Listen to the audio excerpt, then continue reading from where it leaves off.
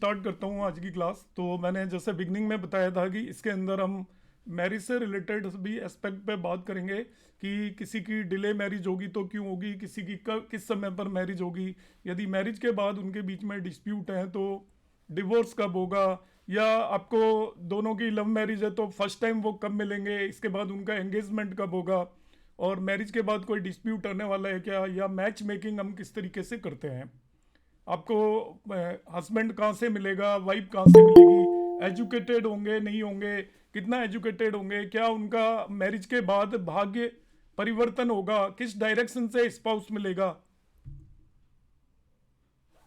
नहीं, eco sir आपका अपना आ रहा होगा, आप एक बार रिज्वाइन कर लें फिर से।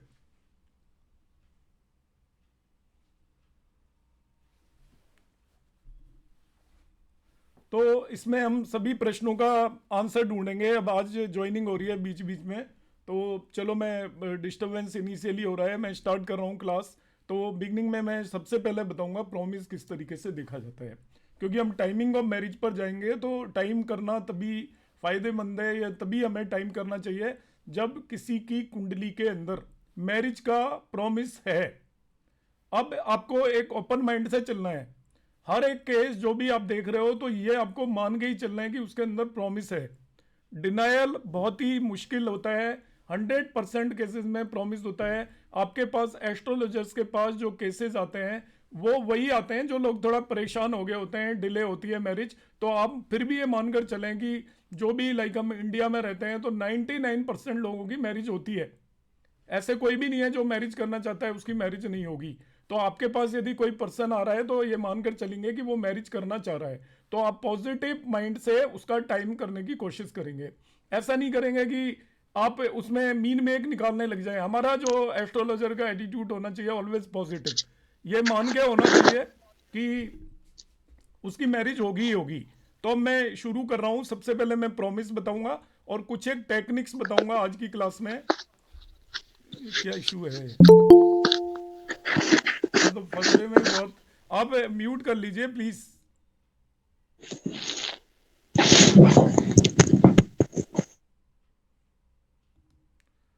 देखिए आप लोग सब समझदार हैं, फर्स्ट क्लास है तो कोई बात नहीं, पर आप इसको अनम्यूट ना करें, अपने उसको म्यूट ही रखें।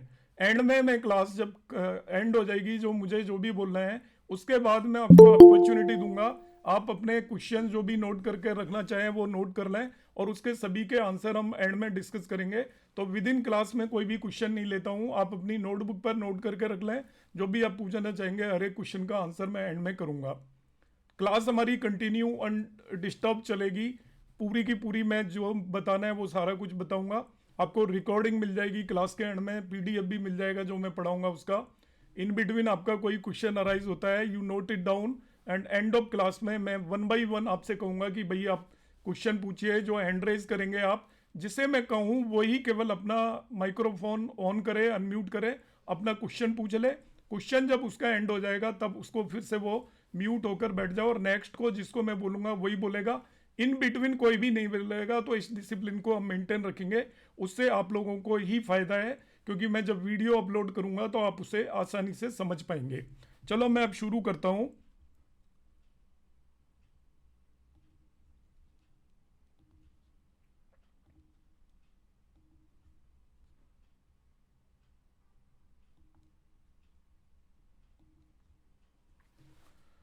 तो ये हमारा कोर्स है, इसका नाम है मैरिज एस्ट्रोलॉजी।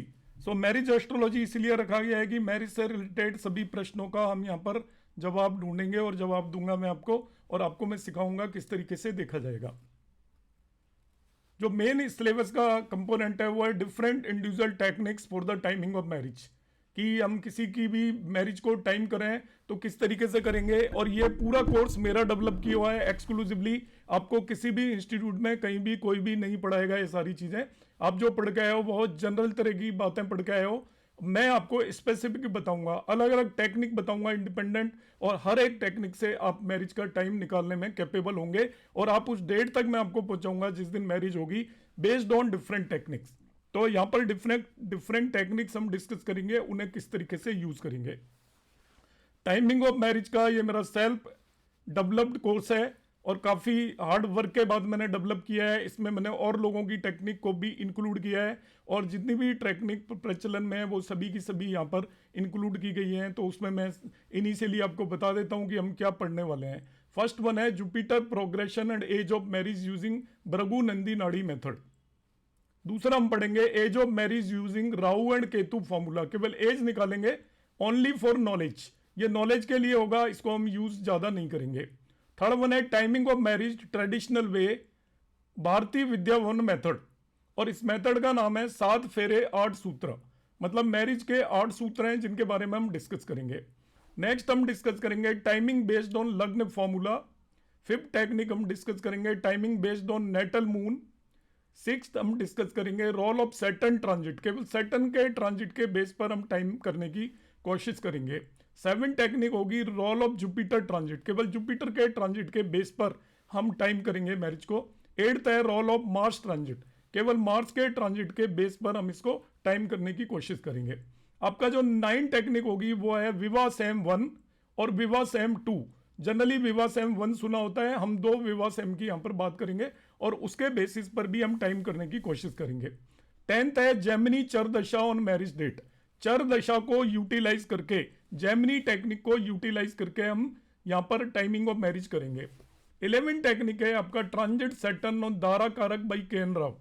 तो 11 टेक्निक ये के.एन. राव सर की टेक्निक है, जिसके अंदर हम दारा कारक के सैटर्न के ट्रांजिट के बेस पर हम टाइमिंग ऑफ मैरिज करेंगे। 12th जो टेक्निक है double transit technique 1। Double transit आपने सबने सुना होगा, डबल ट्रांजिट के बेस पर हम निकालेंगे, और उसकी दो टेक्निक है, टेक्निक 1 एंड टेक्निक 2। 14 है ये स्पेशली मेरी डेवलप की हुई इन्वेंटेड टेक्निक है, और ये सबसे बेहतरीन टेक्निक है, सबसे आसान टेक्निक है, और इससे आप not only timing of marriage, आप लाइफ के हर एक इवेंट को टाइम कर पाएंगे बड़े आसानी से। तो special transit technique developed by doctor Mahesh Joshi, मेरी अपनी टेक्निक है। 15th है अप्रोप्रिएट दशा technique by doctor Mahesh Joshi and SK. Mehta. SK. Mehta की बेस पर ये मेरी अपनी डेवलप की हुई टेक्निक है ये भी, जिसके अंदर हम ये देखेंगे कि किस तरीके से किन दशाओं में मैरिज होती है। आप ज़्यादातर लोगों ने जिन्होंने ये कोर्स मेरा रिपीट जो कर रहे हैं उनके अलावा ये सुना ही नहीं होगा जो मैं आपको बताऊंगा यहाँ पर कि किन दशाओं में मैरिज होती है। जनरली 7th हाउस की दशा से रिलेटेड ज़्यादातर लोगों को पता होता है, पर यहाँ पे हम कंसेप्ट को बदल देंगे। तो ये यहाँ पर हम कंसेप्ट है, एस.के. मेहता जी ने इस पर काफ़ी रिसर्च की थी और उन्हें बर्थ टाइम रेक्टिफिकेशन के लिए एक टेक्निक यूज़ की थी। उसी टेक्निक को मैंने टाइमिंग ऑफ मैरिज में डेवलप किया है, वहाँ से हिंटे लेकर।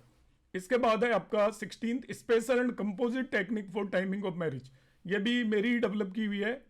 फर्दर है special transit technique using transit of Saturn Jupiter Mars and 7th Lord, ये थोड़ा कॉम्प्लिकेटेड है, ये भी रिसर्च बेस्ड टेक्निक है। 18 है technique developed by V Raman. तो वी रमन जो आईकैस में पढ़ते हैं उन्होंने हो सकता है सुनी भी हो, इन जनरल ये ज़्यादातर लोग इसे भी नहीं यूज़ करते। फर्दर अब मैं कराऊंगा यूजिंग केपी एस्ट्रोलॉजी कृष्णा मूर्ति पद्धति से। तो जिन्होंने केपी का कोर्स जो कर रहे हैं मेरे पास, तो वो वहाँ पे सीख के लेंगे, और जिन्होंने केपी का कोर्स नहीं किया है, केपी की ABCD भी जिन्हें नहीं पता है, वो भी यहाँ पर इसको आसानी से सीख पाएंगे। फर्दर है timing of marriage in traditional way by K. N.. Rao. तो के.एन. राव सर का एक वो है कंसेप्ट, उसको मैं यहाँ पर एक्सप्लेन करूंगा। एट लास्ट जो हमें यूज करनी है, आप पहली 20 टेक्निक तक पेशेंसफुल रहना, हर एक टेक्निक में आपको एक एक करके बताता जाऊंगा। एंड में जब मेरा कोर्स खत्म होगा ये, तब मैं आपको फाइनल बताऊंगा कि आपको एक्चुअली करना क्या है, जिसके लिए 21st टेक्निक है। इन सभी चीजों को उसके अंदर मैंने मिक्स किया है, और वो है कंपोजिट टेक्निक यूजिंग भृगुनंदी नाड़ी, विंशोत्तरी दशा, चर दशा, योगिनी दशा, Gemini and transit and KP astrology, सभी के मिक्सचर से एक कंपोजिट टेक्निक डेवलप की हुई है। बहुत ही सटीक टेक्निक है, उस पर हम एंड में जाएंगे और इसके बेस पर हम बिल्कुल पिन पॉइंट करने की कोशिश करेंगे, और आपका जो लेवल ऑफ प्रेडिक्शन है वो बेटर देन एनी एस्ट्रोलॉजर होगा, ये मेरा प्रॉमिस है। मतलब एस्ट्रोलॉजी में मिस्टेक होने के चांसेस होते हैं, बर्थ टाइम करेक्ट नहीं है पर्सन का, और कई फैक्टर्स होते हैं, उसके कर्मों पर भी डिपेंड करता है। आज के समय में लोग मैरिज ही नहीं करना चाहते, तो फिर टाइमिंग करवा लेते हैं घर वाले, तो मैरिज होगी कैसे जब बच्चे करना ही नहीं चाहते हैं, तो हमारी टाइमिंग करने का कोई मतलब नहीं है। तो देश काल पात्र के हिसाब से चीजें बदल जाती हैं, मगर जो मैं आपको 21st टेक्निक बताऊंगा उससे बेहतरीन कोई टेक्निक एग्जिस्ट नहीं करती, ऐसा मेरा आपको प्रॉमिस है। नेक्स्ट अब देखिए, शुरू करेंगे हम टाइमिंग ऑफ मैरिज का कोर्स जो हमारा है, check list for timing of marriage में सबसे पहला जो काम होगा किसी की भी कुंडली में, वो होता है प्रॉमिस चेक करना कि व्यक्ति की मैरिज हो सकती है या नहीं हो सकती है। क्योंकि टाइम करने का सवाल तभी उठेगा जब मैरिज होगी। आपको लगता है कुंडली में मैरिज होने के कॉम्बिनेशन नहीं है तो आप टाइम करिए ही मत, कोई फायदा नहीं है टाइम करने का। देखिए, 3 चीजों की प्रिकॉशन लेनी है, मेरी एक एक बात को ध्यान से सुनना। जनरली आपके पास पेरेंट्स आएंगे, ऐसा मेरे साथ कई बार हुआ है, इसलिए मैं आपको एक्सपीरियंस के बेस पे भी बता रहा हूं। वो कहेंगे हमारे बच्चे की मैरिज नहीं हो रही है। अब आप सबसे पहला, आप यदि हो सकता है तो उनसे कहिए आप अपने बच्चे से बात करा दीजिए। बच्चा करना ही नहीं चाहता हो, और बहुत सारे केसेस में मैंने देखा है वो करके बैठा है ऑलरेडी, और पेरेंट्स हमारे पास आके परेशान हो रहे हैं, एक बार देख रहे हैं, दूसरी बार देख रहे हैं, तीसरी बार आ रहे हैं, जी आपका टाइम तो सही नहीं निकला, पता लगा यूएस में कहीं है और वो ऑलरेडी रिलेशन में या मैरिज कर रहा है। तो आप ये कोशिश करें जब भी आपसे कोई पूछता है कि वो बच्चा करना भी चाहता है, या सेकंड वो ऑलरेडी तो नहीं करके बैठा हुआ है, थर्ड वो ऑलरेडी किसी रिलेशन में तो नहीं है इसलिए वो मना कर रहा है, और वो हर रिश्ते को मना करता जा रहा है। तो इसको बोलते हैं देश काल पात्र। तो पात्र आपको देखना है। तो पेरेंट जब आपके पास आ रहे हैं तो पहली चीज ये आपको हमेशा ध्यान रखनी है पूरी तरीके से कि पेरेंट्स यदि बात करवा पाए तो उसके बच्चों से बात करें कि भाई आप करना भी चाहते हो, नहीं करना चाहते। जब वो करना ही नहीं चाहते तो आप अपना टाइम वेस्ट ना करें। आप कोई भी टाइमिंग करने की जरूरत नहीं है, क्योंकि फिर वो आपका टाइम गलत होगा। इसको हम देशकाल पात्र सूत्र बोलते हैं कि हम किस व्यक्ति का टाइम कर रहे हैं। अब वो व्यक्ति करना ही नहीं चाहता, क्योंकि मैरिज का टाइम तो लाइफ में कितनी ही बार आता है, हर दूसरे तीसरे साल मैरिज का टाइम आता है। हमें तभी टाइम करना है जब उसकी पूरी डिजायर है, वो पूरी इच्छा के साथ आपके पास आता है कि भाई हमें मैरिज करनी है, बच्चा भी तैयार है और उसके पेरेंट्स भी तैयार हैं। और यदि दोनों में से कोई भी एक व्यक्ति तैयार नहीं है तो फिर कोई फायदा नहीं है कि हम फालतू एफर्ट करें और अपने आप को गलत प्रूव करें, क्योंकि आप गलत प्रूफ होंगे, वो करना ही नहीं चाहता या ऑलरेडी करके बैठा हुआ है। तो इस केस में आप इस चीज का ध्यान रखें। फर्दर अब आपको देखना है प्रॉमिस। तो प्रॉमिस की यहां पर मैंने एक चेकलिस्ट बनाई हुई है। आप अभी तक जिस तरीके से भी देखते थे उन चीजों को आप भूल जाएं। मैरिज के लिए मैं जो चेकलिस्ट बता रहा हूं उसके हिसाब से आगे प्रोसीड करना है। मैं प्रैक्टिकली भी आपको एक कुंडली लगा के बताऊंगा कि किस तरह लगाना है, क्या क्या पैरामीटर्स यूज करने हैं। Check the promise of marriage. अब प्रॉमिस कैसे चेक करते हैं वो मैं यहां पर बता रहा हूं। सबसे पहले देखना है आपको चेक लग्न एंड लग्न लॉर्ड। आपको उसकी कुंडली के अंदर लग्न को देखना है और लग्न के लॉर्ड को देखना है, चेक करना है। किस तरीके से करना है? मेनली प्लेसमेंट, कंजंक्शन, एस्पेक्ट, पाप कर्तरी एंड एक्सचेंज, इतनी चीजों को देखना है लग्न लॉर्ड के केस में। क्या क्या देखना आपको? प्लेसमेंट क्या है लग्न लॉर्ड का, कहां पर बैठा हुआ है। कंजंक्शन, किसके साथ वो युति करके बैठा हुआ है, कौन उसे एस्पेक्ट कर रहा है, कहीं पाप कर्तरी में तो नहीं है। इन चीजों को आपको ध्यान रखना है, किसी के साथ एक्सचेंज में तो नहीं है। मैं आपको प्रैक्टिकली करके बताऊंगा, अभी मैं पॉइंट डिस्कस कर रहा हूं। इसके बाद आपको सेकंड जो चेक करना है, मैरिज जिस भाव से देखी जाती है जन्म कुंडली में, वो 7वें भाव से मैरिज देखी जाती है। तो 7th हाउस स्पाउस का हाउस होता है, पार्टनर का हाउस होता है। तो मैरिज देखने के लिए 7th हाउस सबसे इंपॉर्टेंट हो जाता है। दूसरी बात, आप किसी भी व्यक्ति की कुंडली का कोई भी इवेंट देखना चाहते हो तो लग्न ऑलवेज हर एक इवेंट को एग्जीक्यूट कर सकती है। लग्न सबसे इंपॉर्टेंट पार्ट होता है किसी भी कुंडली में। तो लग्न को कभी भी आप छोड़ के ना जाएं, लग्न को ऑलवेज हर चीज में इंक्लूड करके चलें, क्योंकि मैरिज लग्न की होती है। लग्न का मतलब हम स्वयं हैं, सेल्फ। तो मैरिज हमारी होगी, तो जब तक लग्न आपको परमिट नहीं करेगी तब तक कोई भी इवेंट आपकी लाइफ में नहीं हो सकता। और लग्न की यदि दशा है तभी भी मैरिज किसी भी व्यक्ति की हो सकती है। अब यहां पर हम क्या करेंगे, check 7th house and 7th lord. 7th house और 7th लॉर्ड को चेक करना है। उनमें भी क्या चेक करना है, वही parameter, mainly influence on it and पाप एंड शुभ कर्तरी। Influence of malefic is negative and benefic is positive. यदि मेलिफिक प्लेनेट का इन्फ्लुएंस होगा तो उसे हम नेगेटिव मानकर चलेंगे, बेनिफिक प्लेनेट का इन्फ्लुएंस होगा तो उसको हम पॉजिटिव मानकर चलेंगे। तीसरा, कारक ऑफ मैरिज क्लियर कर लीजिए। बहुत लोगों को कंफ्यूजन होता है, कोई जुपिटर बताता है। मैरिज का कारक वैदिक एस्ट्रोलॉजी में वो चाहे मेल हो या फीमेल हो, सभी के लिए शुक्र या वीनस होता है।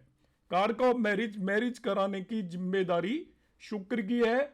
जुपिटर फीमेल के केस में पति का कारक होता है, पति बाद में आता है। मैरिज एक इवेंट है, तो मैरिज का कारक शुक्र है। आपकी मैरिज शुक्र ही कराएगा, चाहे वो मेल है या फीमेल है। हस्बैंड कैसा है वो देखना है, उसके लिए हस्बैंड कैसा है वो देखना है, उसके लिए हम जुपिटर को कंसिडर करेंगे। हस्बैंड के बारे में कुछ जानना है तो वो जुपिटर बताएगा, मगर मैरिज किसकी होगी नहीं होगी उसके लिए कारक आपका शुक्र है। तो शुक्र को आपने कुंडली के अंदर देखना है। उसके ऊपर PAC वर्ड यहाँ पे लिखा हुआ है, बहुत लोगों को नहीं पता होगा। P का मतलब होता है वो कहाँ प्लेस्ड है, A का मतलब होता है उसको कौन देख रहा है, एस्पेक्ट, और C का मतलब होता है कंजंक्शन, उसके साथ कौन कौन ग्रह बैठे हुए हैं, इस पर डिपेंड करेगा। सो चेक वीनस, कारक ऑफ मैरिज को भी देखना है, और वीनस से 7th हाउस भी देखना है, लग्न से 7वां भाव भी देखना है, और वीनस से 7th हाउस भी देखना है आपको। ये आपको मैंने ABCD 4 पैरामीटर लिखे हुए हैं मिनिमम, इन्हें देखना है, इससे ज्यादा जाने की जरूरत नहीं है। तो मैं फिर रिपीट कर रहा हूं, आपको लग्न देखनी है, लग्न लॉर्ड देखना है, फिर आपको देखना है 7th house and 7th Lord देखना है, इसके बाद आपको शुक्र देखना है, और शुक्र से 7वां भाव देखना है। ये तो आपको देखना है जन्म कुंडली में, जिसे D1 चार्ट, बर्थ चार्ट बोलते हैं।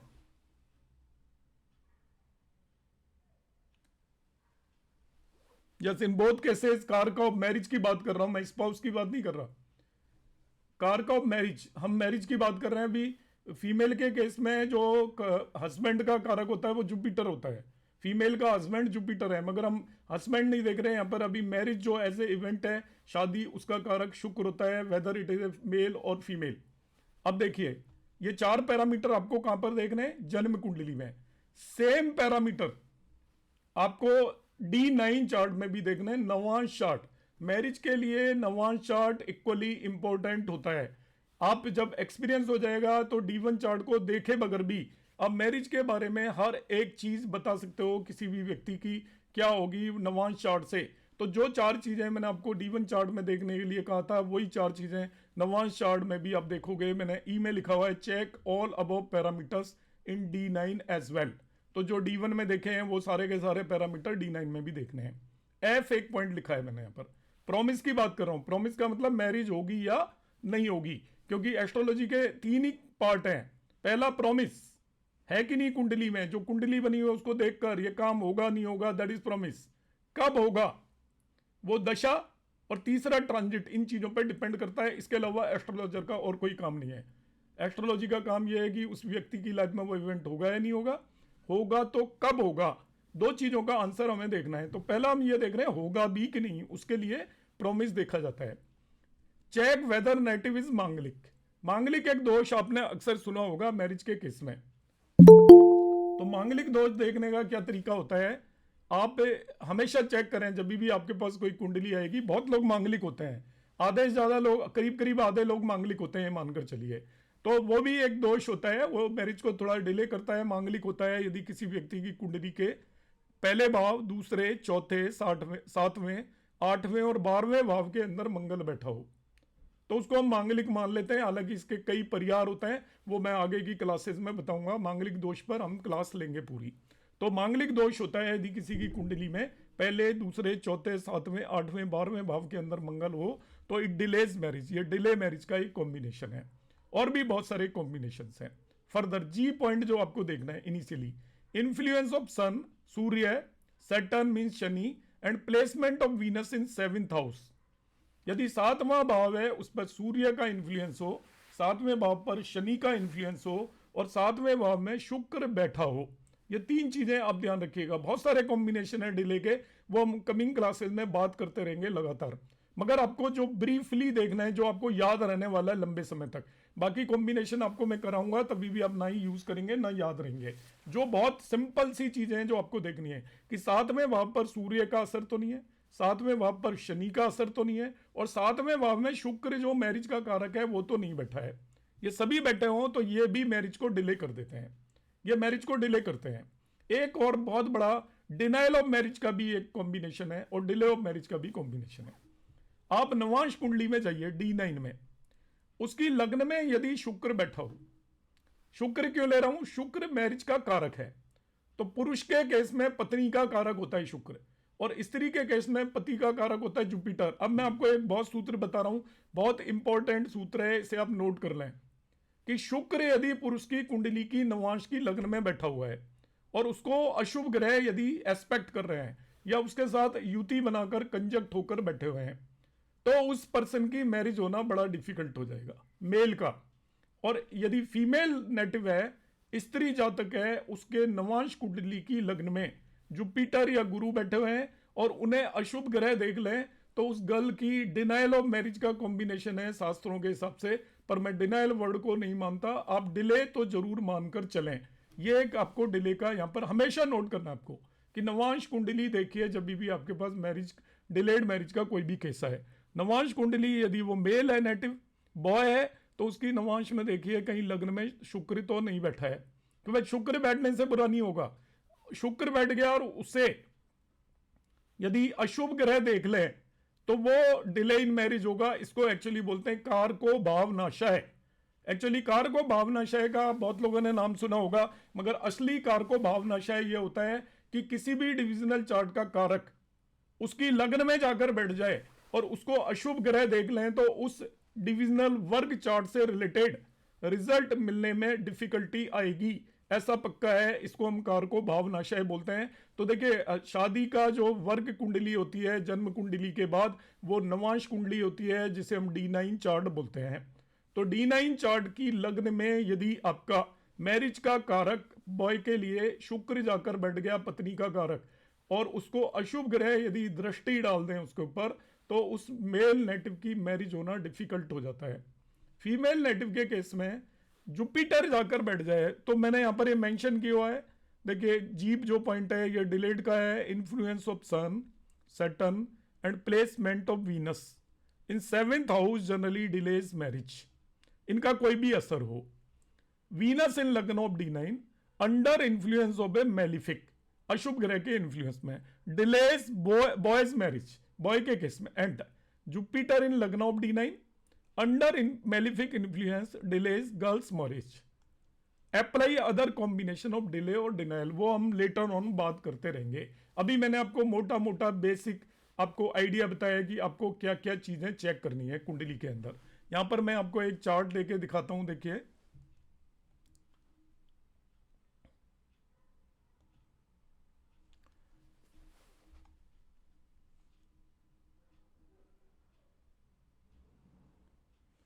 तो ये आपको एक चार्ट दिख रहा होगा। चार्ट में ये मैं इस तरीके से बताने की कोशिश करूंगा कि जिसको बिल्कुल ही कम आता है वो भी समझ पाए। ये हमारी कुंडली है, ये आपका लग्न है और ये 7वां भाव है। मैरिज के लिए ये 2 भाव अभी फिलहाल आप सबसे इंपॉर्टेंट मानकर चलें। अब देखिए यहां पर आपको क्या करना है कि हमें चेक करना होता है लग्न को, इस पर्टिकुलर भाव को और इसके लॉर्ड को। लग्न के लॉर्ड को, लग्न का लॉर्ड होगा इसमें, जैसे 4 साइन है तो 4 साइन का लॉर्ड है, उसमें यहां पर हम मून को देखेंगे, तो इस भाव को देखेंगे और यहां पर चंद्रमा को देखेंगे। किस तरीके से देखेंगे वो मैं लेटर ऑन आपको बहुत सारे केसेस बताने वाला हूं। अभी मैं केवल ब्रीफली ये आपको बताया कि आपको देखना क्या क्या है। इसके बाद हम और क्या देखेंगे, इसका 7वां भाव, ये 7वां भाव है, इसे देखेंगे और इसका लॉर्ड जैसे यहां पर हो गया सैटर्न, शनि, तो इसके लॉर्ड को देखेंगे। 4 चीजें हो गई।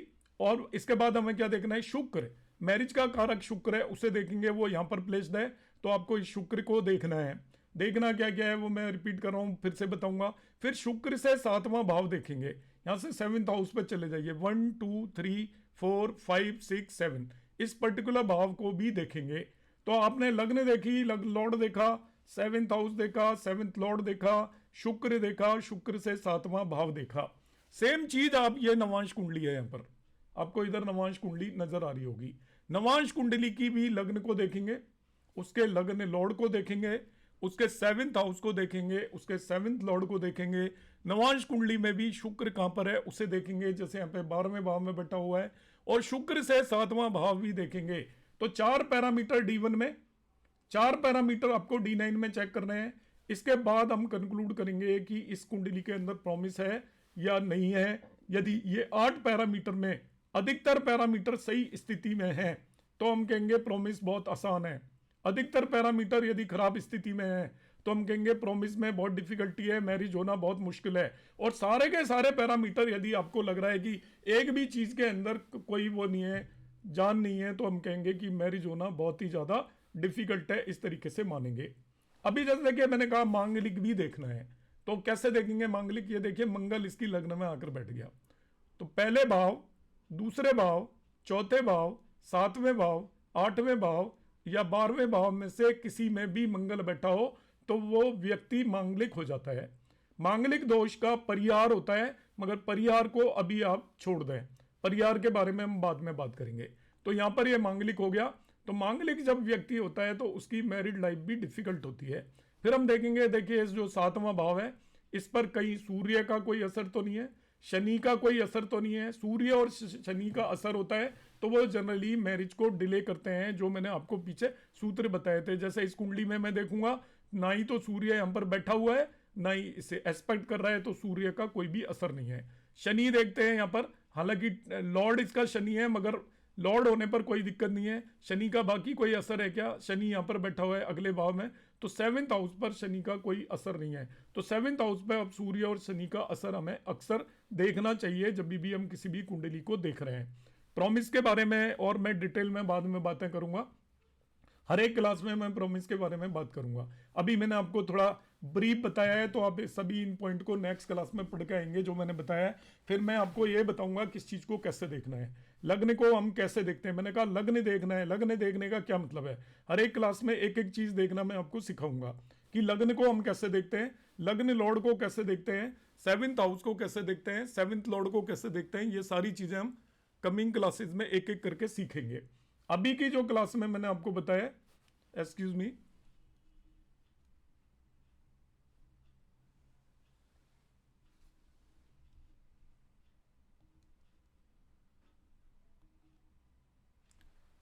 रक्षित,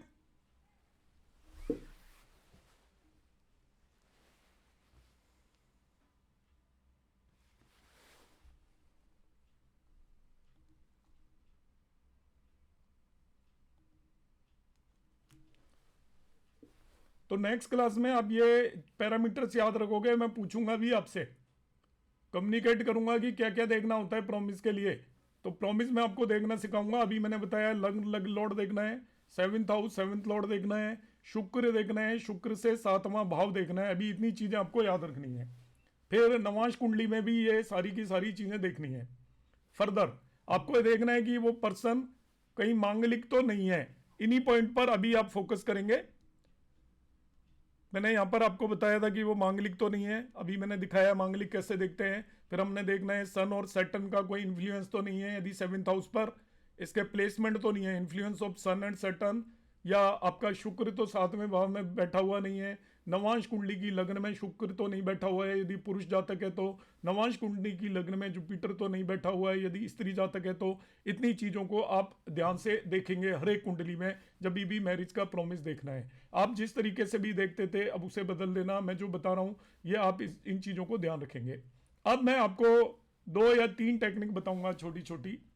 आपने प्रॉमिस देखना है, प्रॉमिस देखने के मैंने इनिशियल पॉइंट आपको बिंदु बता दिए हैं क्या क्या देखना है। इन्हें देखना कैसे है इस पर मैं भी अगली क्लास में आऊंगा। आज मैं आपको टाइमिंग ऑफ मैरिज से रिलेटेड 3 टेक्निक बताऊंगा जिससे हम उस पर्सन की एज फाइंड आउट करेंगे कि किस एज में मैरिज होगी। एक चीज आप माइंड में क्लियर कर लीजिए, एस्ट्रोलॉजी का कोई भी कंसेप्ट 100% केसेस में नहीं लगता। एक एस्ट्रोलॉजर को अपना माइंड और विवेक लगाना पड़ता है, अपना खुद का माइंड लगाना पड़ता है चीज़ों को समझने के लिए। मैं आपको ये 3 टेक्निक बताऊंगा, इन 3 टेक्निक से मैं एज निकलवाऊंगा कि इस व्यक्ति की मैरिज कब होगी। आप देखेंगे कि तीनों में एज सेम नहीं आ रही है। अब आपको क्या करना है, कॉमन सेंस यहां पर लगाना पड़ेगा जिसमें दशाओं का रोल आता है कि जो हम ईयर्स निकालेंगे कि इस एज में मैरिज हो सकती है। अब उस समय पर यदि उस व्यक्ति की सही दशा चल रही होगी मैरिज से रिलेटेड भाव की, तो अब आप समझ जाइए मैरिज हो जाएगी और आप उस व्यक्ति को बता देंगे कि आपकी मैरिज इस पर्टिकुलर एज पर होगी। तो 3 टेक्निक जिनकी मैं बात करूंगा, एक केतु फॉर्मूला है जो बड़ा पॉपुलर है, एक राउ फॉर्मूला है और एक भृगु नंदी नाड़ी का मैं केवल एक कंसेप्ट यहां पर यूज करूंगा और उसे लगातार आगे भी मैं यूज करूंगा, आपको सिखाऊंगा। जिसको कुछ भी नहीं पता है तो कोई वो दिक्कत नहीं है, ये तीनों ही नाड़ी फॉर्मूले हैं। अलग अलग नाड़ी में, एक ध्रुव नाड़ी में, एक चंद्रकला नाड़ी में, एक भृगुनंदी नाड़ी में। तो तीनों नाड़ी फॉर्मूलों की हम बात करेंगे। सबसे पहले हम बात करेंगे राहु फॉर्मूला। राहु फॉर्मूले से हम देखेंगे कि किस तरीके से किसी भी व्यक्ति की age of marriage find out करें। प्रैक्टिकल एग्जांपल भी मैं यहाँ पर बताऊंगा। मैंने यहाँ पर प्रेजेंटेशन में जो लिखा हुआ है वो तो लिखा ही हुआ है। देखिए क्या होता है, राहु आपकी कुंडली में जहां पर भी बैठा हुआ है, ध्यान से सुने एक एक बात को। राहु ट्रांजिट करता है तो एक पर्टिकुलर राशि में 18 महीने, 1.5 साल या 1.5 ईयर तक रहता है राहु एक राशि में। और पूरे जोडिएक, पूरी कुंडली का सभी 12 राशियों से चलकर वो 18 साल में एक राउंड लगाता है। तो 18 ईयर में वो कंप्लीट एक ट्रांजिट कंप्लीट कर लेता है। मतलब 18 ईयर के बाद वो जहां पर प्रेजेंट होता है बर्थ के समय पर, उसी राशि में वापस आ जाता है। और राहु रेट्रोगेट मतलब वक्री मोशन में चलता है। ये एक दूसरी बात है। यहां पर ये देखिए, जिसको बिल्कुल एस्ट्रोलॉजी नहीं आती वो उसको भी समझ में आना है। ये मान के मत चलना कि हमें नहीं आती तो समझ में नहीं आएगा। जैसे इस कुंडली में आपको यहाँ पे राहु दिख रहा होगा, मैंने जहां पे कर्सर मार्क किया है ये राहु है। अब ये राहु, या मैं आपको एक दूसरा वो चार्ट ले लेता हूं जो मैं भी आपको दिखा रहा था, ये मैंने ले लिया। इसमें कुंडली में आप देखिए राहु यहां पर बैठा हुआ है। ये 9th हाउस है, 12th साइन में राहु बैठा हुआ है इस कुंडली में। ये अभी की कुंडली है आज की।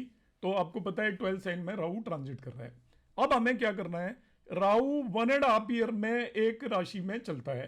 तो राहु आपका क्या करेगा, यहां से जब चलना शुरू होगा जन्म के समय जिस भाव में है, ये 18 ईयर के बाद ये सारी, और उल्टा चलता है राहु का, ये ध्यान रखना है।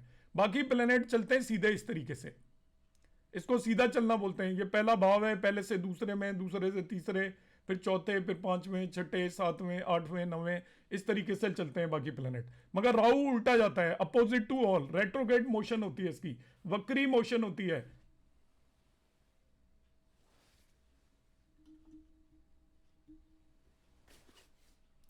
तो ये आपका क्या होगा, अपोजिट जाएगा, 12 से 11 साइन में जाएगा। तो ऐसे चल के चलेगा। तो पहले 1.5 ईयर यहां पे लगाएगा, फिर 1.5 ईयर यहां पे लगाएगा, फिर 1.5 ईयर यहां पे लगाएगा, और इस तरीके से चल के 18 ईयर के बाद अपने से पिछले भाव के अंदर पहुंच जाएगा। जिस भाव में राहु है आपकी कुंडली में, 18 साल के बाद वो चल के अपने से पिछले भाव के अंदर पहुंच जाएगा। जैसे इसमें 12 साइन में है तो वो यहां पर आ जाएगा, 18 साल में एक राउंड पूरा कर लेगा। 18 साल के बाद फिर वो यहीं से फिर से चलना शुरू करेगा, और आपका एक राउंड लगा के 36 ईयर के बाद वो फिर से इसी भाव में आ जाएगा, और 54 ईयर के बाद भी अपने से पिछले भाव में आ जाएगा। तो हर एक 18 साल के अंदर वो एक राउंड कंप्लीट करता है। तो पहले राहु का हमें ट्रांजिट समझ में आना चाहिए कि राहु किस तरीके से चलता है। तो राहु का मैंने चलने का तरीका बताया है कि राहु आपको ईयर वाइज देखना है तो 1.5 ईयर यहाँ पे रहेगा, फिर 1.5 साल से 1.5 से 3 ईयर तक अगले भाव में रहेगा, 3 से 4.5 ईयर तक अगले में रहेगा, 4.5 से 6 तक अगले में रहेगा, 6 से 7.5 तक अगले में रहेगा, 7.5 से 9 तक उससे अगले में रहेगा, 9 से 10.5 तक उससे अगले में रहेगा। इस तरीके से 1.5 ईयर हर एक भाव के अंदर, हर एक राशि के अंदर चलता हुआ वो अपने से पिछले भाव को क्रॉस कर लेता है 18 ईयर में, और 18 से 19.5 ईयर तक वापस से वो उसी राशि में चलेगा जिसमें वो जन्म के समय था। 19.5 से लेकर नेक्स्ट 1.5 ईयर 21 ईयर तक अगले भाव में चलेगा, 21 से 22.5 ईयर तक अगले भाव में चलेगा। इस तरीके से राहु आपका ट्रांजिट करता है कुंडली के अंदर। राहु से एज ऑफ मैरिज कैसे निकालते हैं, हमारा प्रश्न है age of marriage find out करना। इस कुंडली में आप देखिए ये हमारी लग्न है, और लग्न से 5वां और 9वां भाव, इसे बोलते हैं धर्म त्रिकोण। 1, 5, 9 ये धर्म त्रिकोण है, या लक्ष्मी स्थान बोलते हैं। राहु जब भी 1, 5, 9 भाव में चल के आएगा, जिस जिस एज में, उस एज में नेटिव की मैरिज होगी। जब भी पहले 5वें और 9वें भाव में उसकी कुंडली का राहु चलकर जब भी आएगा, तब उस व्यक्ति की मैरिज होगी। दूसरा, 7वां भाव स्पाउस का भाव होता है। 7वां भाव स्पाउस का भाव है। अब 7वें भाव से भी 5वां और 9वां ले लीजिए, तो 7वें से 5वां लूंगा तो 1, 2, 3, 4, 5 ये 11th हाउस आ जाएगा, और 9th हो जाएगा 6, 7, 8, 9 थर्ड हाउस। तो third house, 5th house, 9th house, 11th house, ये पर्टिकुलर हाउसेज आपको मिल गए। And 1st and 7th house, तो राहु जब भी आपकी कुंडली में पहला भाव, तीसरा भाव, पांचवा भाव, सातवां भाव, नवा भाव, 11वां भाव, अल्टरनेटिव हो गए, पहला, तीसरा, पांचवा, सातवां, नवा और 11वें भाव के अंदर जिस जिस एज में चलकर आएगा उस इस एज में मैरिज होगी। ये राहु का फॉर्मूला है। तो on the basis of Rahu formula हम एज कैसे निकालेंगे, मैं आपको प्रैक्टिकली निकाल के बताऊंगा कि राहु आपकी कुंडली में जब भी जिस भी एज में आपके पहले भाव में पहुंच जाएगा ट्रांजिट होकर, तीसरे में, पांचवें में, सातवें में, नवे में, 11वें में, जब जिस जिस एज पर पहुंचेगा उस एज पर वो एज होगी आपकी मैरिज की। अब यहां पर हम इसको फाइंड आउट करेंगे। देखिए उन पर्टिकुलर एजेस पे मैरिज होगी तो पहली चीज तो ध्यान रखनी है, राहु के पहले राउंड में मैरिज नहीं हो सकती। राहु का पहला राउंड 18 ईयर का होगा तो 18 ईयर में मैरिज नहीं हो सकती, क्योंकि 18 ईयर में क्या है, अलाउड ही नहीं है लीगली। इंडिया के अंदर 18 ईयर से पहले आप मैरिज नहीं कर सकते। तो आप पहले राउंड को भूल जाना और दूसरे राउंड तक ही देखना। अब मैं देखिए इसमें देखना चाहता हूं प्रैक्टिकली कि इस व्यक्ति की मैरिज कब होगी। 18 ईयर में तो हो नहीं सकती।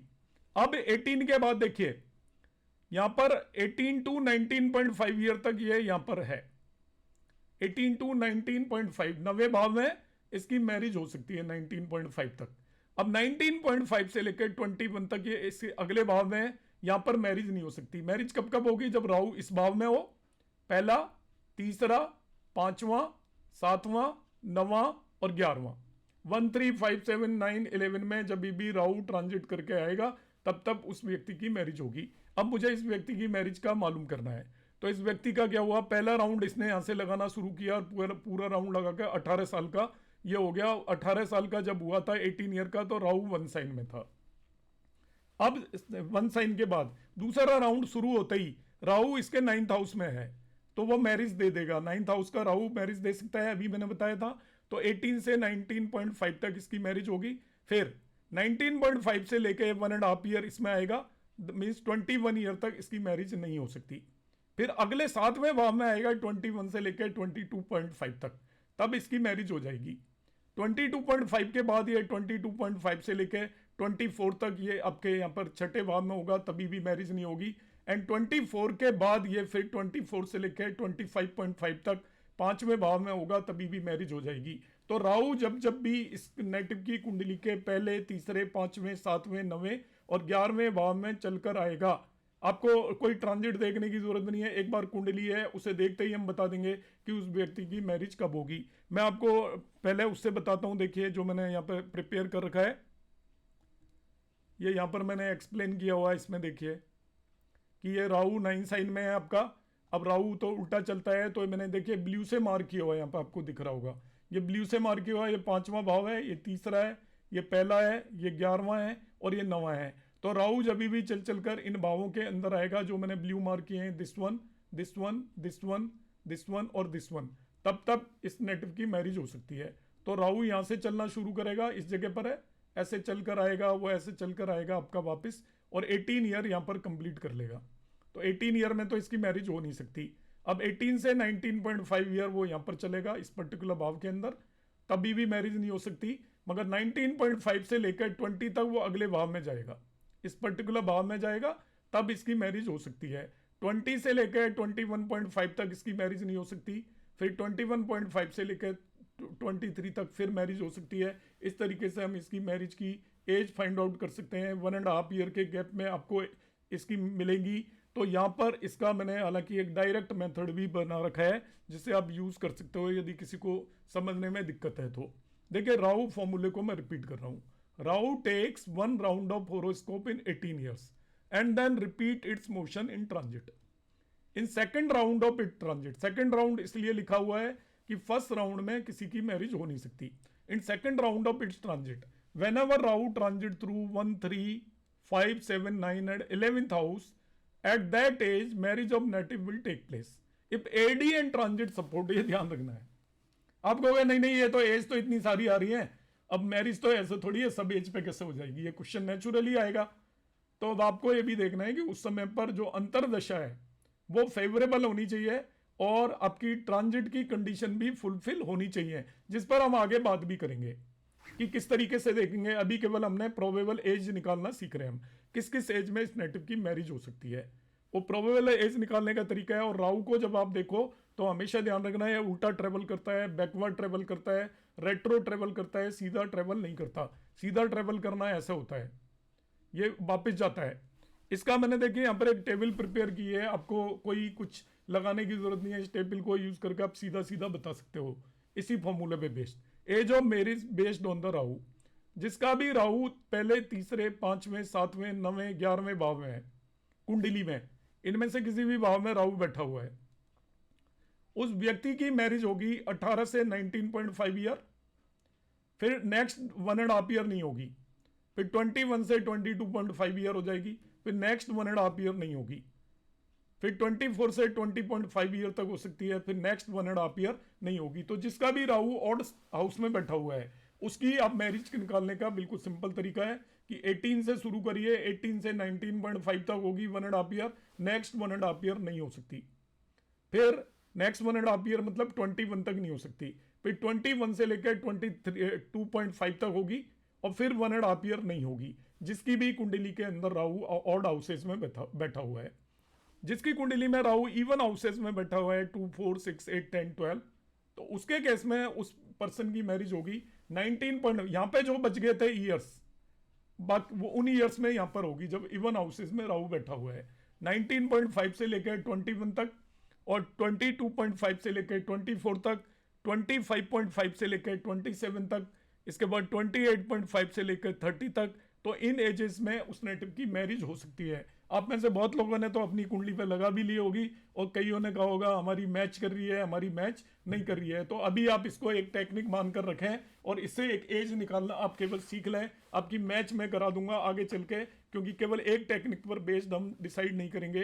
तो मैं इसको सम अप कर रहा हूँ, मैंने एक्सप्लेन करने की कोशिश की है कैसा है, तो सम अप ब्रीफ में एंड में मैं ये कर रहा हूँ।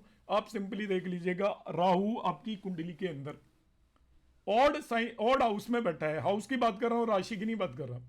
तो आपकी मैरिज 18 से शुरू करिए, 18 से 19.5 में होगी, फिर 1.5 ईयर छोड़ दीजिए, तो 1.5 ईयर छोड़ देंगे तो 21 पे पहुंचेंगे, तो 21 से 22.5 तक होगी। और इसी तरीके से आप 1.5 ईयर अल्टरनेटिवली छोड़ते जाइए, जो भी एजेस आएंगी उन एजेस में नेटिव की मैरिज होगी। यदि राहु इवन हाउसेस में बैठा है, नॉट साइन, हाउसेस 2, 4, 6, 8, 10वें भाव, 12वें भाव के अंदर बैठा हुआ है, तो उस व्यक्ति की मैरिज 19.5 ईयर से शुरू करिए आप, 1.5 मतलब 21 तक, फिर 1.5 छोड़ दीजिए, 22.5 से लेकर 24 तक। इस तरीके से हम इसकी एजेस निकाल लेंगे। तो किसी भी कुंडली में देखकर ये एजेस हम एक जगह पर नोट कर लेंगे कि इस व्यक्ति की इन एजेस में मैरिज हो सकती है। ये हमारे पास एक डेटा आ गया, और ये आपका नाड़ी एस्ट्रोलॉजी के हिसाब से इन्हीं एजेस में मैरिज होनी चाहिए व्यक्ति की। अब आ जाते हैं हम दूसरे फॉर्मूले पर। This is the formula number 2। समझ में नहीं आया वो आप नोट कर लेना, मैं एंड ऑफ क्लास जैसा मैंने प्रॉमिस किया था, मैं आपसे जो भी डाउट्स हैं वो लूंगा और मैं आपको प्रैक्टिकली समझाऊंगा जिसको नहीं आया होगा। अब आता है केतु फॉर्मूला। ये वाइडली यूज होता है, आपको हो सकता है आप जहां पढ़ते हो वहां पढ़ा है भी, वो केतु फॉर्मूला बहुत जगह पढ़ाया जाता है। केतु फॉर्मूला मैं बर्थ चार्ट में बता रहा हूं, नवांश में भी लगाया जा सकता है, पर नवांश ये बाद की वो है, एक्चुअली बहुत लोग यूज करते हैं, पर जो क्लासिक्स में लिखा हुआ है वो बर्थ चार्ट में ही लगाना होता है। केतु फॉर्मूला क्या है देखिए।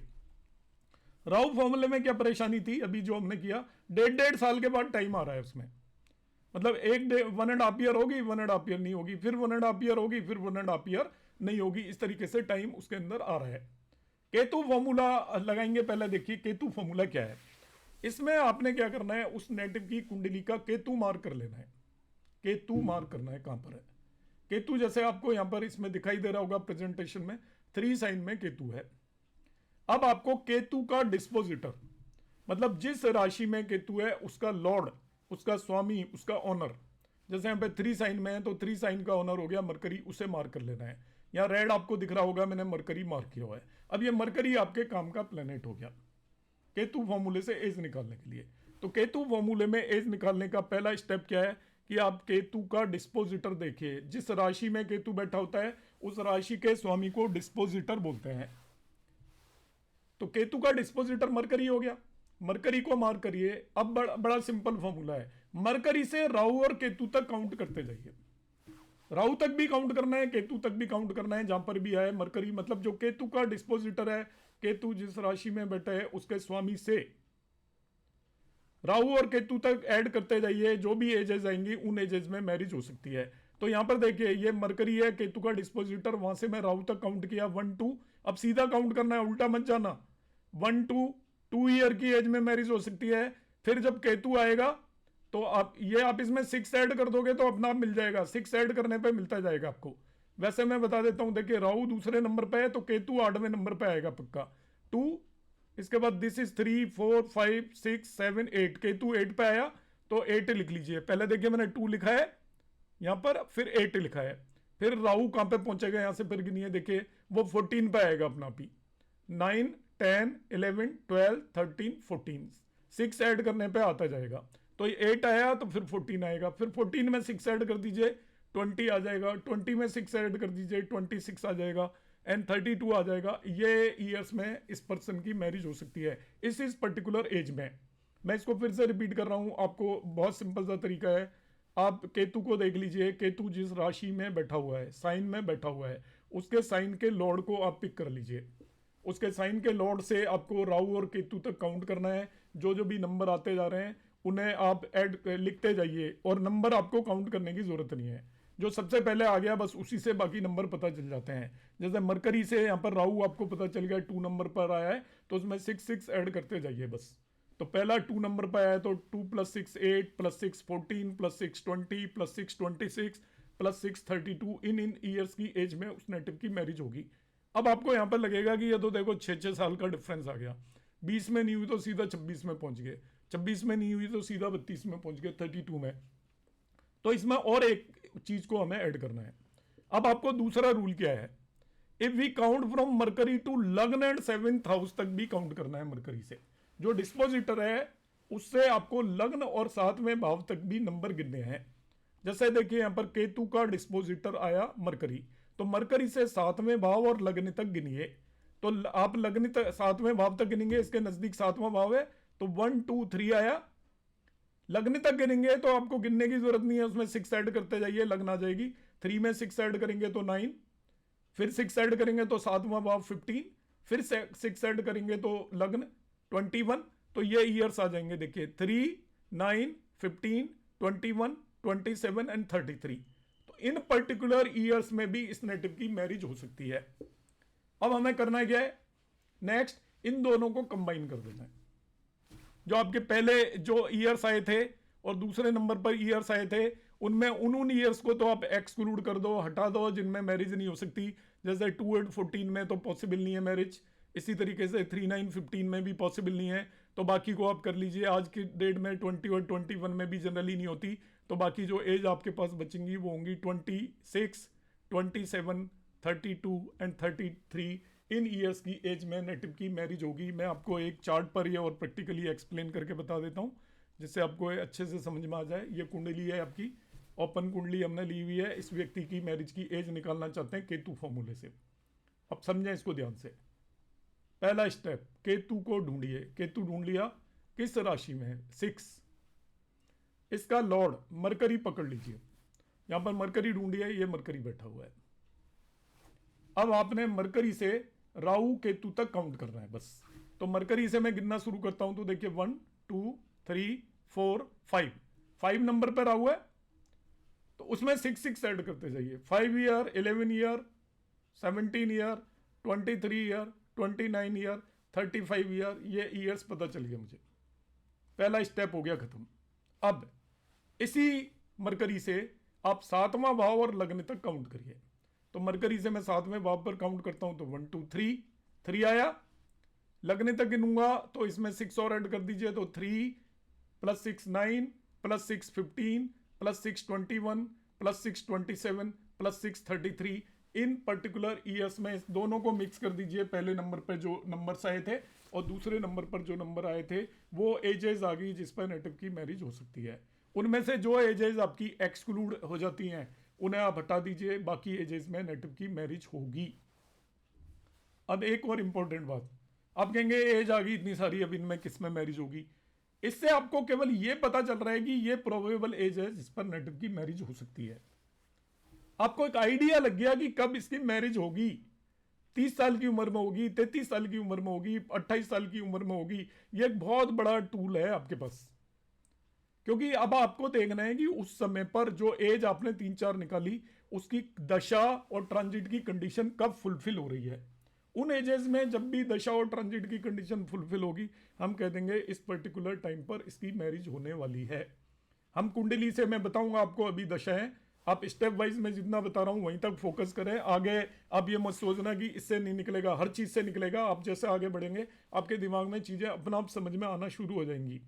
तो मैंने आपको अभी बता दिया कि राउ फॉर्मूले से एजेस, प्रोबेबल एजेस बता दी कि इन एजेस में मैरिज हो सकती है। अब मैंने आपको केतु फॉर्मूला भी लगा दिया कि केतु फॉर्मूले से इन एजेस के अंदर मैरिज हो सकती है। ये मैंने दो आपको ईयर ऑफ मैरिज, मतलब किस एज में मैरिज होगी, उसके सूत्र बताए। अब मैं एक तीसरा सूत्र बताऊंगा आपको जो भृगुनंदी नाड़ी पर बेस्ड है, जुपिटर के प्रोग्रेशन पर बेस्ड है। तो उसमें पहले प्रोग्रेशन में आपको समझाने की कोशिश करूंगा क्या होती है।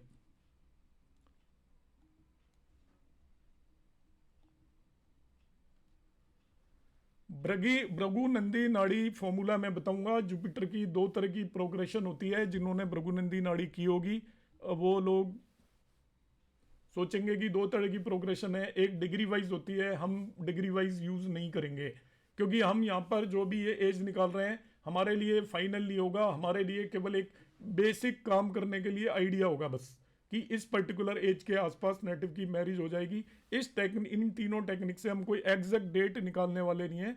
केवल हमें इतना हेल्प मिलेगी कि इन टेक्निक से जो ईयर्स आ रहे हैं, सपोज हमारे पास कोई व्यक्ति आया, पर्सन आया, उसकी एज 30 हो चुकी है और इस टेक्निक से उसकी एज आ रही है 32, तो हम सोच विचार करेंगे कि उसकी मैरिज 32 ईयर के आसपास होगी। तो आपके पास एक टूल अवेलेबल होगा, इतना भर यूज करना है। इसके बेस पर हमें किसी को प्रेडिक्शन नहीं देनी है कि नहीं 32 ईयर की एज में आपकी मैरिज हो जाएगी, ऐसा नहीं कहना।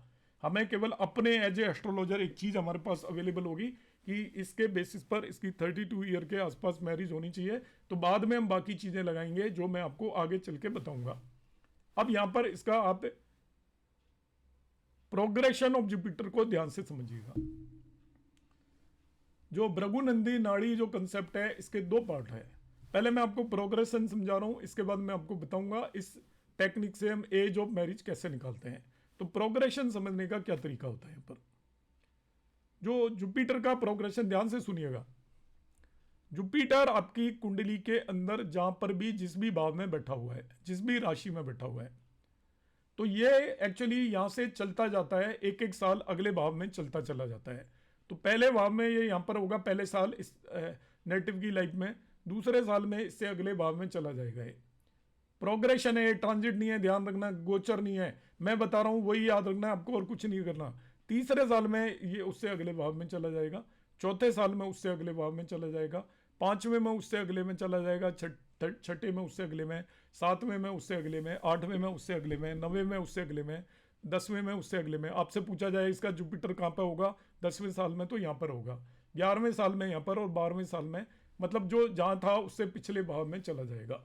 तो एक राउंड बोलते हैं इसको, फर्स्ट मेजर प्रोग्रेशन। एक चीज मैं पहले क्लियर कर देता हूं, जिन्होंने भृगुनंदी नाड़ी की हुई है, प्रोग्रेशन 3-4 तरीके से होती है। तो मैं आपको प्रोग्रेशन नहीं पढ़ा रहा हूं, टाइमिंग ऑफ मैरिज के लिए जो मैं यूज कर रहा हूं वो पढ़ा रहा हूं मैं। 3-4 तरह की प्रोग्रेशन है वो मैं बता सकता हूं, पर मैं यहाँ पर उसको प्रोग्रेशन पर मैं फोकस नहीं करूंगा। केवल हमें रफ एज निकालनी है, हमें इसके बेस पर और कोई प्रेडिक्शन नहीं देनी है। तो रफ एज कैसे निकलेगी उस लायक मैं आपको बता रहा हूं। तो 1 से 12 साल तक वो क्या हुआ, यहां से चलकर यहां पर पहुंच गया।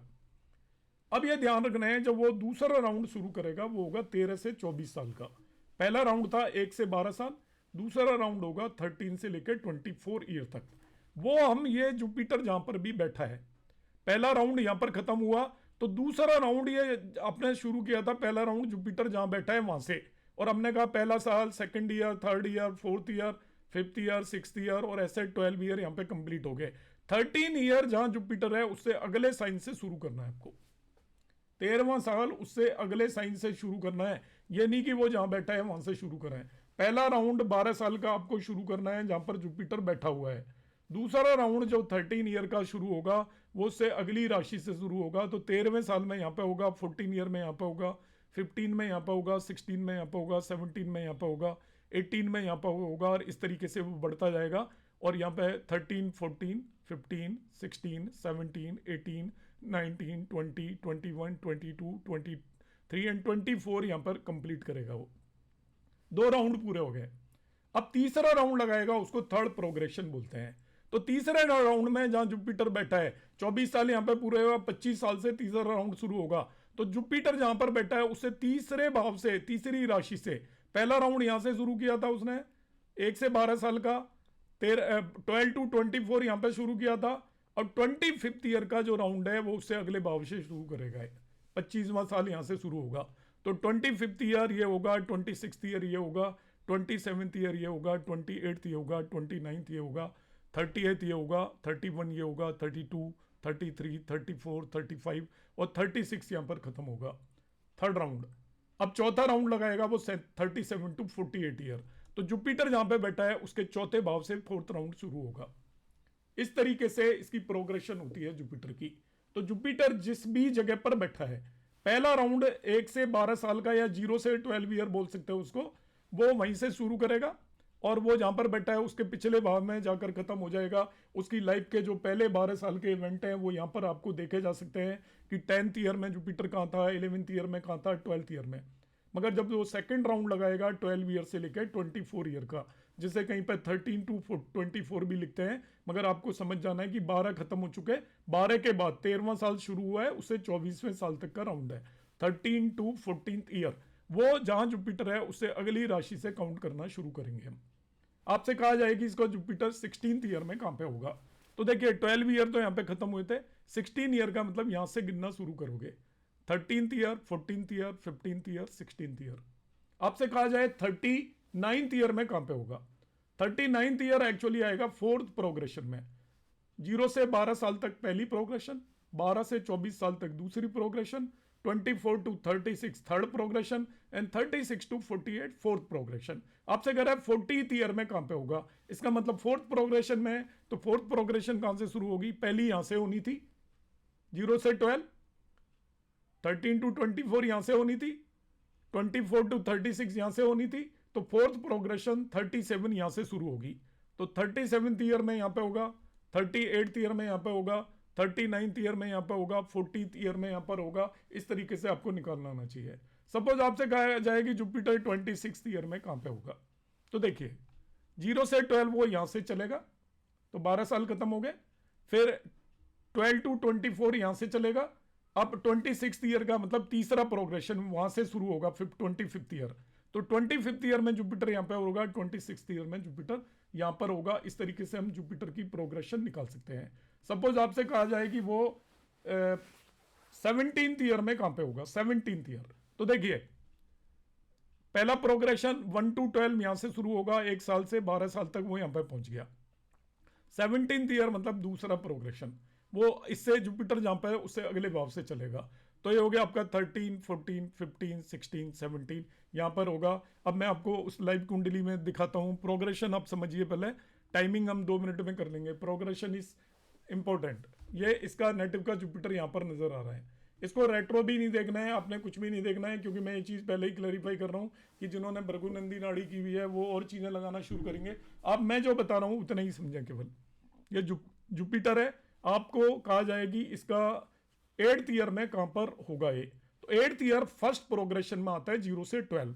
तो यहीं से शुरू करिए गिनना, 1 2 3 4 5 6 7 8। तो हम कहेंगे 8th ईयर में यहां पर होगा। आपसे पूछा जाए कि वो 17th ईयर में कहां पे होगा, तो 17th ईयर सेकंड प्रोग्रेशन में आएगा। तो पहली प्रोग्रेशन जहां पे जुपिटर है वहां से शुरू करेगा। दूसरी मतलब 12 ईयर के बाद 13th ईयर से वो अपने से अगली राशि से शुरू करेगा। तो ये 13 हुआ, ये 14 हुआ, ये 15 हुआ, ये 16 हुआ, ये 17th में यहाँ पे होगा। आपसे कहा कहता है कि वो 29th ईयर में आप बताइए जुपिटर कहां पे होगा। तो देखिए 0 से 12 पहली प्रोग्रेशन हुई, 12 to 24 सेकंड हुई, और 24 से 36 तक थर्ड होगी। तो 29th ईयर पूछ रहा है, तो जुपिटर जहां पे भी है उसकी उससे तीसरे भाव में चले जाओ थर्ड प्रोग्रेशन के लिए। पहला प्रोग्रेशन यहाँ पे, दूसरे यहाँ पे, तीसरा यहाँ पे, 25वां साल यहाँ से शुरू होगा। तो 25, 26, 27, 28, 29 ये थर्ड प्रोग्रेशन में जुपिटर यहाँ पर पहुंचेगा।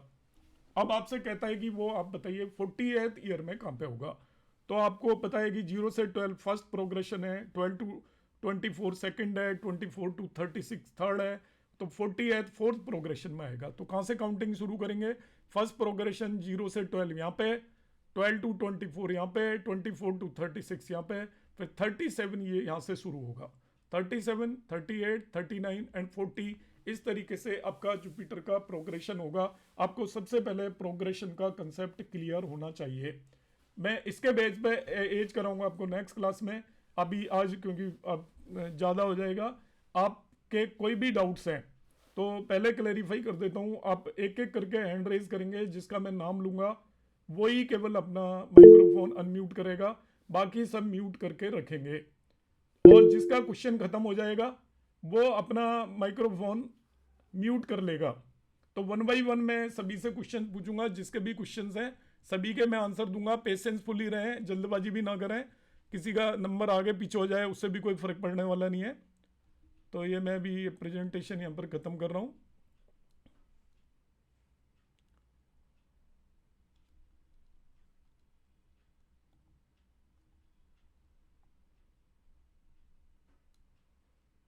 ज्योति कृष्णन मैम, आप 1 मिनट में वो कर देता हूँ।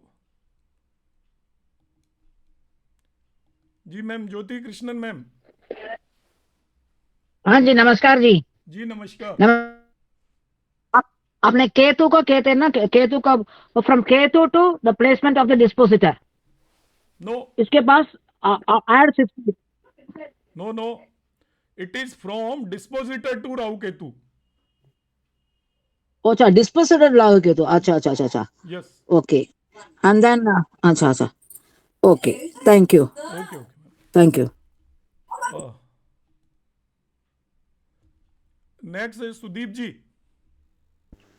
हाँ सर, जय श्री राम। जय श्री राम। 2 क्वेश्चन है ब्रीफ। एक तो मांगलिक के लिए नॉर्थ इंडियन सेकंड हाउस को नहीं कंसीडर करते ना, तो साउथ इंडियन वाले ही करते, तो उसको करना चाहिए या नहीं सेकंड हाउस?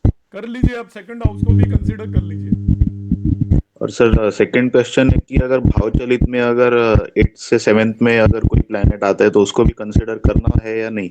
ऐसा है कि मैं जो कराऊंगा उसमें भाव चलित को कंसीडर ही नहीं करूंगा।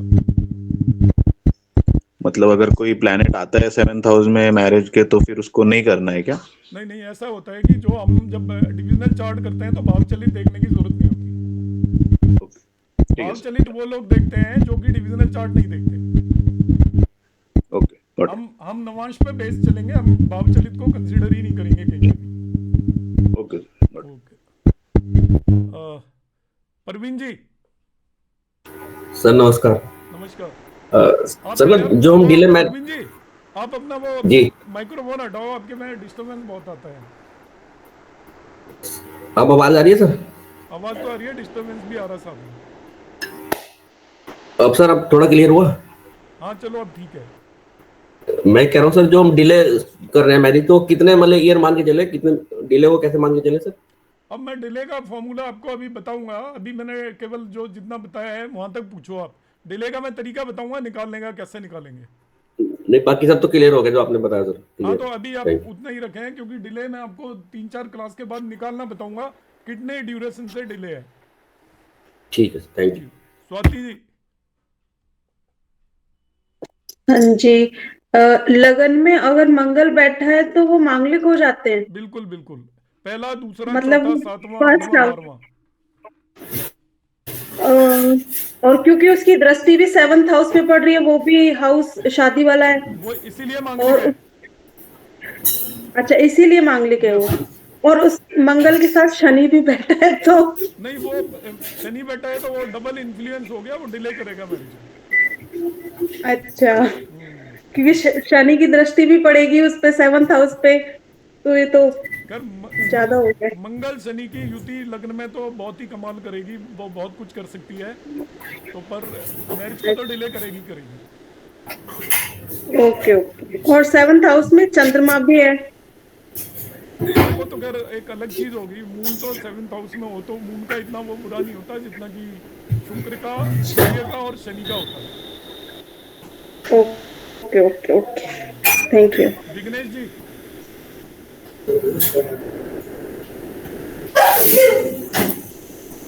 Yes, sir. बाकी सब म्यूट कर लें Sir, प्लीज। हाँ yes, sir. Sir, actually, I'm Aarti.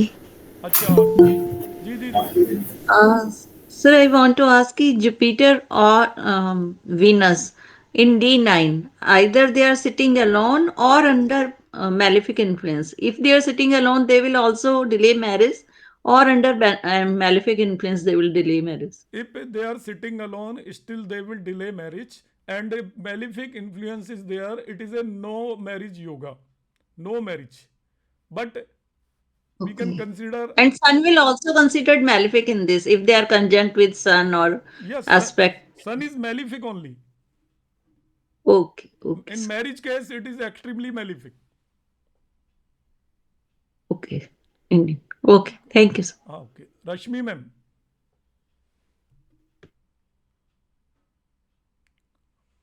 Rashmi ma'am, any other questions? Hello, sir. जी जी मैम Sir, जी yeah, I wanted to ask कि गुरु का आपने प्रोग्रेशन बताया, तो उसके बाद which years to consider for the marriage? नहीं, that I will Which tell in the housing? next class. Okay, you have not Yeah, spoken that. actually I Okay. don't want to confuse because I want to explain the peacefully so that everyone can understand. Okay. I thought I missed that line, No. so In I next asked. class, I will explain Jupiter how to find age of marriage based on the Jupiter progression. I have explained about Rahu and Ketu today. In next class, I will explain about progression method. Acha, and sir, Surya and Shani influence in D1 also we have to check, and D9 also, okay, Yes, whether they are sitting in 7th house and yes, under the influence of malefic. Okay. yes. Thank you, sir. Seema ma'am.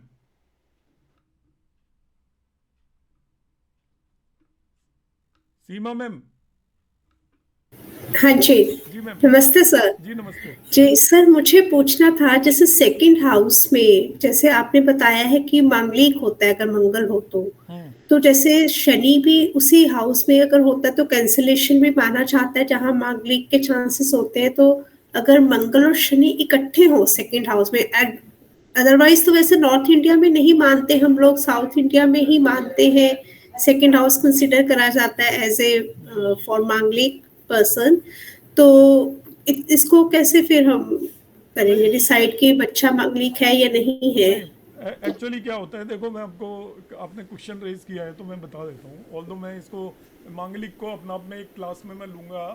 देखिए जो cancellation वगैरह है ना, these all are creation bye astrologers. जो दोष है वो दोष है, आप ये मान के चलो। ओके। जो हम परिहार मानते हैं ना, उसके हिसाब से तो कोई मांगलिक होता ही नहीं है। इतने कैंसिलेशन बना दिए गए हैं धीरे धीरे over the period of time. वो डेबिलिटेड है, वो रेट्रोगेट है, उसका जुपिटर केंद्र में बैठा हुआ है, राहु केंद्र में बैठा हुआ है, और बेनिफिक प्लैनेट केंद्र में बैठे हुए हैं। तो इस तरीके से तो कोई मांगलिक होगा ही नहीं। आप ये मान के चलो कि जो मांगलिक है वो मांगलिक है। अब उसमें जो कैंसिलेशन है उसके जो इफेक्ट को थोड़ा कम कर देता है, मगर इफेक्ट डेफिनेटली रहेगा। कंप्लीट कैंसिलेशन किसी भी दोष का नहीं होता। ओके, तो सेकंड हाउस में भी हम नॉर्थ इंडिया में इसको फुल्ली कंसीडर करें एज ए मांगलिक? करिए मैडम, क्योंकि वो 8th हाउस को एस्पेक्ट करता है। 8th हाउस मांगल्य का हाउस है। 8th house is very important for the marriage. It represent the longevity of the age. आपकी जो शादी की उम्र है, और मांगल्य और सुहाग को रिप्रेजेंट करता है। जब मार्स 8th हाउस को देखता है तो वो एक्चुअली क्या करता है कि वो वैधव्य या विधवा योग क्रिएट करता है अपने आप में। तो इसलिए मंगल को सेकंड हाउस में अच्छा नहीं माना जाता। ओके, ठीक है। Okay, thank you sir. Meenal ma'am.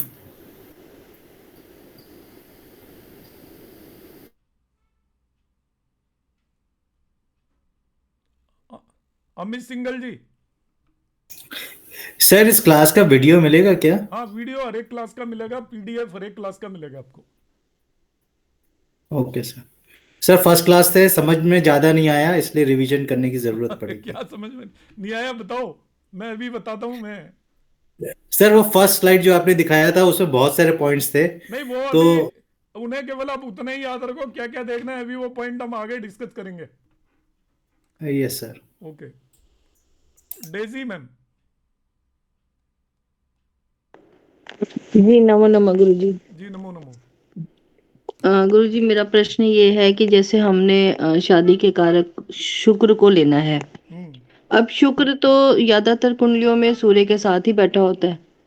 तो अब जैसे आपने सूर्य और शनि का इन्फ्लुएंस बताया है, तो एज अ कारक अगर शुक्र कुंडली में सूर्य के साथ बैठा है, अस्त भी हो गया है, लेकिन बाकी कंडीशन सब सही है, तो वहां उसको कैसे कंसिडर करेंगे? अस्त हो, वक्री हो, तो शुक्र लग्न कुंडली की मैं बात कर रही हूँ। और नहीं, जब शुक्र अस्त होता है तो मैरिड लाइफ के लिए थोड़ा प्रॉब्लम करेगा, उसका जो सुख में कमी करेगा। शुक्र आपका अस्त है तो ओवरऑल आपकी हैप्पीनेस को रिड्यूस करेगा, ओवरऑल, नॉट ओनली मैरिज, आपकी पूरी जो, क्योंकि शुक्र आपका सुख सुविधाओं का कारक है, और शुक्र अस्त हो गया तो एक तरीके से वो कमजोर हो गया, तो आपकी सुख सुविधाएं या जो आनंद है लाइफ के अंदर उसको रिड्यूस करेगा डेफिनेटली।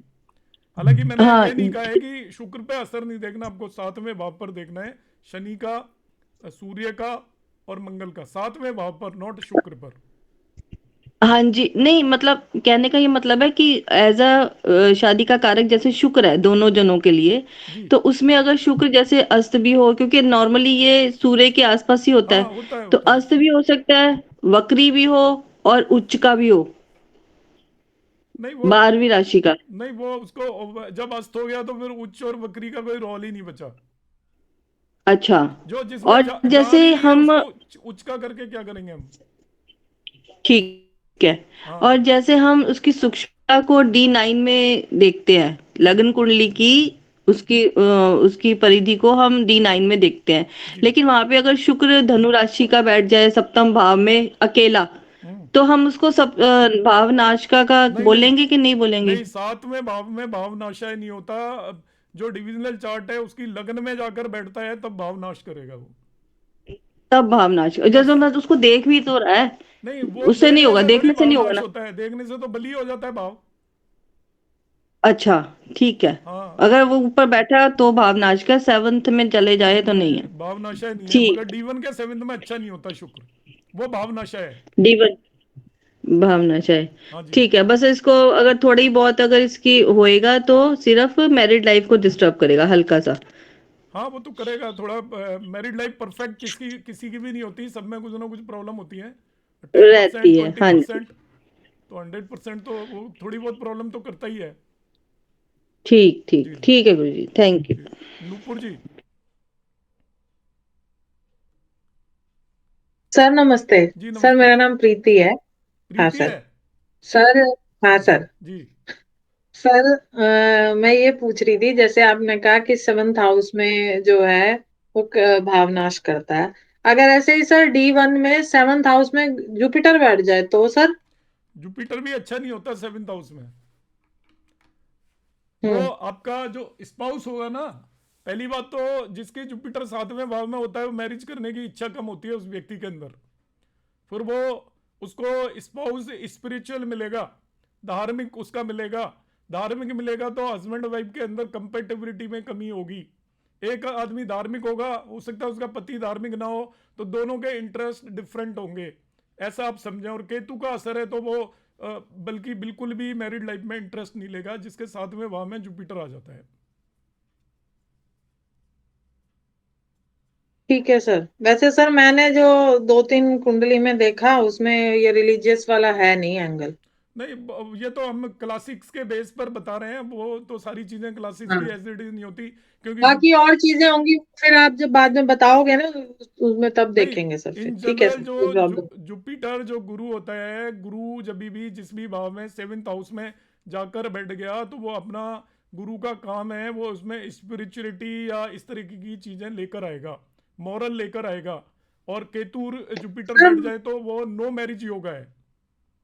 सर मैं केतु नहीं है, मैंने जो 2-3 कुंडली देखी उसमें मैंने ये देखा सर कि हम्म। मतलब कंपैटिबिलिटी का इतना ज्यादा इशू है कि बस वो नाम दाम का ही शादी तो है। वो मैं आपको बता रहा हूँ कि कंपेटेबिलिटी का इशू भी तो साथ में मैंने बोला है अभी, कि दोनों के बीच में हाँ हाँ। कंपेटेबिलिटी में इशू होगा, डिफरेंट ओपिनियन लेकिन होंगी। वो रिलीजियस वाला फैक्टर नहीं है नहीं सर, रिलीजियस वाला फैक्टर दोनों में से किसी में भी नहीं देखा मैंने। नहीं, रिलीजन 2 का। कुंडली मैंने देखी सर। हम्म।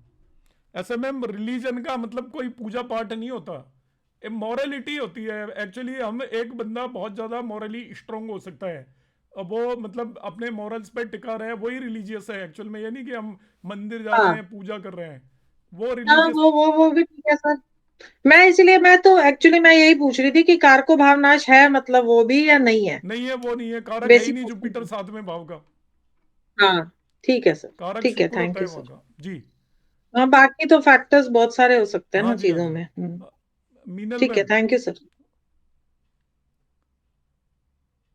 मीनल मैम, चलो, और किसी का कोई डाउट है? Any other doubts?